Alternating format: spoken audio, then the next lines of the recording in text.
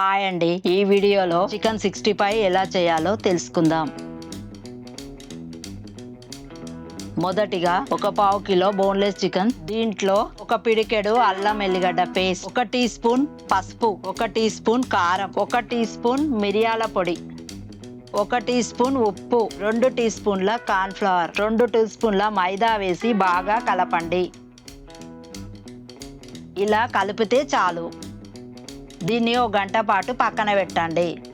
ఒక వేడి కడాయిలో ఆయిల్ వేడి చేయండి. దాంట్లో చికెన్ ముక్కలు వేసి మీడియం ఫ్లేమ్లో ఒక 5 నుండి 7 నిమిషాల పాటు వేయించుకోండి.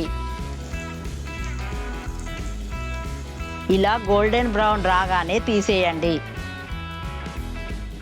గార్నిష్ చేయండి, అంతే. Super chicken 65 ready. మీకు ఎలా కుదిరిందో కింద కామెంట్ సెక్షన్లో తెలపడం మర్చిపోకండి.